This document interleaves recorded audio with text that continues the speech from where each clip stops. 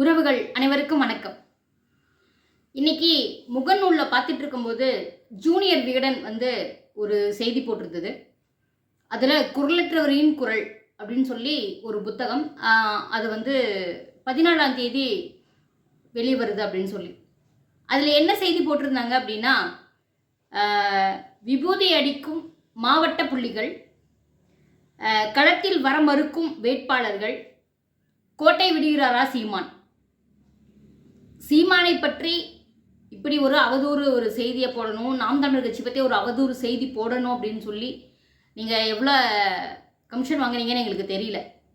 நாம் தமிழர் கட்சி எந்த கட்சியோடும் கூட்டணி இல்லாமல் தனிச்சு நின்று களமாடிட்டு இருக்கு. 100 வேட்பாளர்களை அறிவிச்சிட்ருக்கு. அதே போல் ஒவ்வொரு பொதுக்கூட்டம் நடத்திட்டு இருக்காங்க, ஒவ்வொரு மாநாடு நடத்திட்டு இருக்காங்க. இப்போ கூட சாதிவாரி கணக்கெடுப்பு எடுக்கணும்னு சொல்லி ஒரு பொதுக்கூட்டம் போட்டாங்க. அதையெல்லாம் பற்றி உங்கள் புத்தகத்தில் நீங்கள் போட மாட்டீங்களா ஜூனியர் விகடன்? ஆடு மாடு மாநாடு, தண்ணீர் மாநாடு, கடல் மாநாடு, மலைகள் மாநாடு, கடல் மாநாடு அப்படின்னு சொல்லி ஒவ்வொரு மாநாட்டுக்கும் அண்ணன் ஒரு வகுப்பெடுத்து திரை போட்டு காட்டி தன் வரலாறையும் தமிழர்களின் வரலாறுகளையும் எல்லாத்தையும் சொல்லிட்டு இருக்காரு. அதையெல்லாம் உங்களால் போட முடியல. ஒரு கட்சியை அவதூறப்படுத்துறதுக்கு ஏதோ ஒரு செய்தி, காது வழி ஒரு செய்தி கேட்டுட்டு அந்த செய்தியை உங்கள் பத்திரிகையில் போட்டு உங்கள் டிஆர்பி ரேட்டை ஏற்றிக்கலான்ட்டா? மக்கள் இன்ன வரைக்கும் செய்தித்தாளையும் செய்தி புத்தகங்களையும் வாங்கிட்டு இருக்காங்க. ஏன்னா ஊடகம் சரியாக இருக்குன்னு நம்பிட்டு இருக்காங்க. ஒவ்வொரு செய்தியும் வரும்போது அது உண்மையாக இருக்கும் அப்படின்னு நினச்சிட்டு வாங்கி படிக்கிறாங்க. ஆனால் இந்த மாதிரி ஒரு கேவலமான ஒரு செய்திகளை போட்டு மக்களிடத்தில் நாம் தமிழர் கட்சி வீழ்த்தணும்னு நினச்சிட்டு இருக்கீங்களா? அதுக்கு எவ்வளோ ஒரு கமிஷன் வாங்கியிருக்கீங்கன்னு எங்களுக்கு தெரியல. இந்த அஜெண்டா உங்களுக்கு யார் கொடுத்தாங்கன்னு தெரியல. இதெல்லாம் நாங்களாம் வன்மையாக கண்டிக்கிறோம். இதெல்லாம் ரொம்ப கேவலமாக இருக்குது. இந்த மாதிரிலாம் யோசிக்காதீங்க. நாம் தமிழர் கட்சி வளர்ந்து வந்துட்டு இருக்கு. ஒவ்வொரு இடத்துலையும் மக்கள் நாம் தமிழர் கட்சியை நோக்கி பயணிச்சுட்டு இருக்காங்க. ஒத்த ரூபாய் காசு கொடுக்காம எவ்வளோ மக்கள் அண்ணன் சீமான் அவர்கள் பேசுறத கேட்குறாங்க. சீமான் அவர்கள் மட்டும்தான் பேசுகிறாங்களா?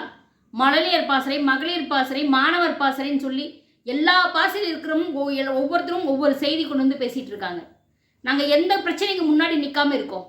இதையெல்லாம் நீங்கள் பேசியிருக்கீங்களா? இதெல்லாம் உங்கள் செய்தித்தாளில் போட்டிருக்கீங்களா? உங்கள் புத்தகத்தில் போடுறீங்களா?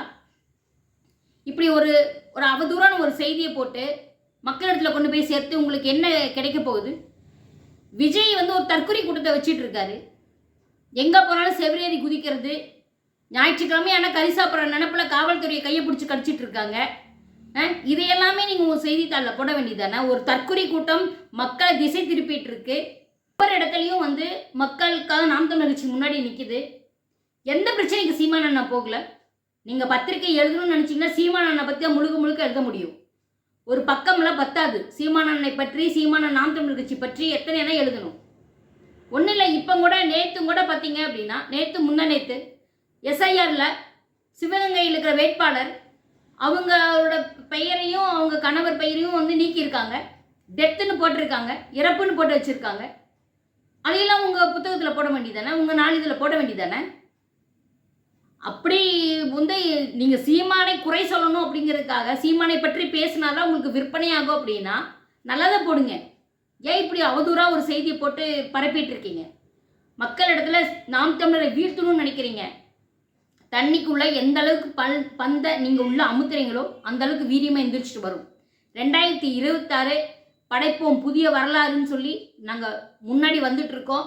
எங்களுக்கு உறுதுணையாக நில்லுங்க. இல்லையா முடியலன்னு விட்டுட்டு போங்க. இப்படி அவதூறு பரப்பி இப்படி ஒரு பொய்யான செய்தியை பரப்பிட்டு இருக்காதீங்க. இது ரொம்ப வன்மையாக கண்டிக்கத்தக்கது. தயவுசெய்து இந்த மாதிரி செய்திகள் நீங்கள் போடாதீங்கிறத கேட்டுக்கிறேன். நன்றி.